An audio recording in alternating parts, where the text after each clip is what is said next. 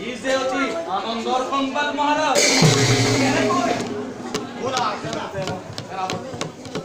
হর মহেশ্বরে দিয়েছিলে মোক মনোহত ই বৰৰ প্ৰভাৱতে মোৰ জিনু কাবিৰ আই গুৰুজন এই